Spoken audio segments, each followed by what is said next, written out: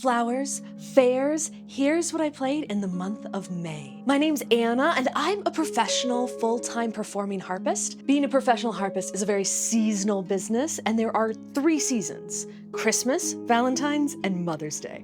Besides my regular events like weddings and therapy music at senior living, May hosted a bunch of extra special things: Mother's Day brunches and special teas, and I was one of the performers at the Niles Renaissance Fair. Each of these venues needs a separate repertoire. Since May is often associated with those flowers brought by May showers, we always start off with some flowery favorites: Edelweiss from The Sound of Music, The Rose by Bette Midler, Kiss from a Rose by Seal. I even threw in a lot of my own arrangement of I Come to the Garden Alone While the Dew is Still on the Roses. With Mother's Day teas and pastries done, I got into full costume for the Niles Renaissance Fair. I take my small Celtic harp and wear it on a strap like you wear a guitar, and I walk around the fairgrounds, interacting with patrons, answering questions. I do take requests. You don't have to tip me to make a request, but you are more likely to get the song you asked for. I grew up loving early medieval and Renaissance music. It's one of my favorite things to do on the harp. And for actual historical music, my favorite sources are the early music books by Deborah Frau. She has great harp arrangements of early music, so like 11th and 12th centuries, Renaissance music, so 14th and 15th, and then court dances from the 16th and 17th centuries. These have been some of my favorite arrangements since I was 14. I play them all the time at background or ambient settings, and they're fun to break out when I want to be really historically nerdy. My other favorite resources for Renaissance fairs is the Renaissance Fair Companion by Cynthia... I can say names, I promise.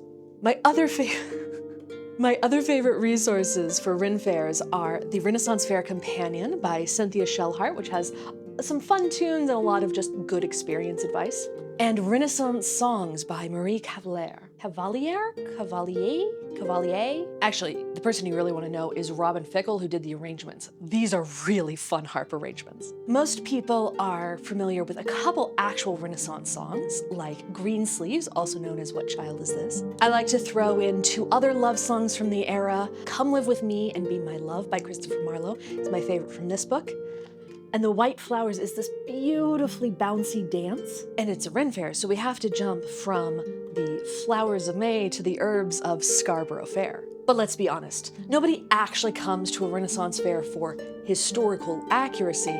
The real reason is to get that video game ambiance. A lot of Skyrim, a lot of Zelda. Disney's pretty popular. I had some sprinkling of Tangled, or throw in the Oh Hellos, Soldier Poet King. Almost all of these I play by ear or off lead sheets that I get from websites like MuseScore. A very sweet young couple came up. The husband requested that I play Romantic Dragon Flight from How to Train Your Dragon, because that's what his wife had walked down the aisle to. Another couple asked for Bryan Adams and then danced in the food court when I played it for them.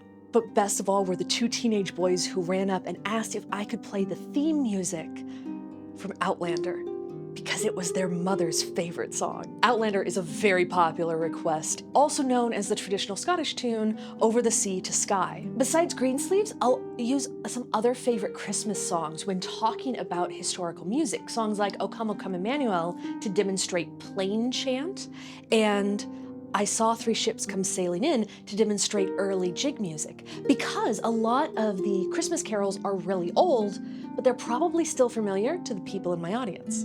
And for me, one of the most fascinating things about seeing the progression through music history is watching how it goes from plain, i.e. something without a rhythm, to almost necessitating a backbeat in modern music. Plain chant is a term for the vocal music often sung in medieval church that was designed to not have a strong rhythm. You don't exactly snap your fingers along to O Come, Emmanuel. A lot of this early music is either arrhythmic or multi-meter. It keeps the beat kind of inconsistent, so you can't just tap your toes and dance along. But as we go through history, the beat becomes more and more regular, more and more steady, obvious, more and more danceable. When I explain this to my senior communities, I use examples like Ain't Nothing But a Hound Dog by Elvis and Dancing Queen by ABBA, which freaks people out on the harp. I actually had one of my senior citizen couples get up and dance in the back of the room to Dancing Queen. The stronger the rhythm, the more you want to move your body. Tap your toes, wiggle your hips. The less obvious the beat, the easier it is for you to be unaware of your physical body and drift into meditative spaces.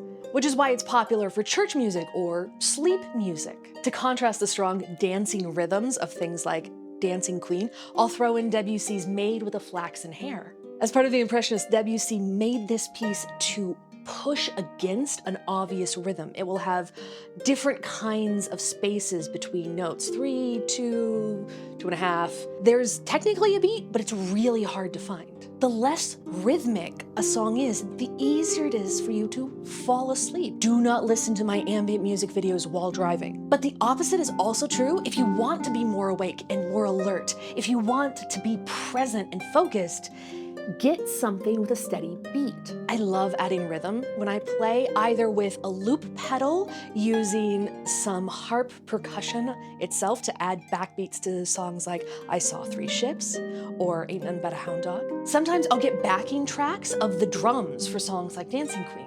And I love combining all of these techniques when I play for weddings. So this month I had some fun wedding requests. The bride walked into A Million Dreams from The Greatest Showman, and they walked out to Ordinary by Alex Ward.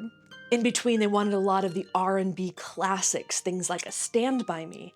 So I add a lot of rhythm, both bass and percussion, on my looper to get that steady pulsing excitement during cocktail hour. So from flowery favorites to rock classics, from actual historical music to the music that just gives you a medieval flavor.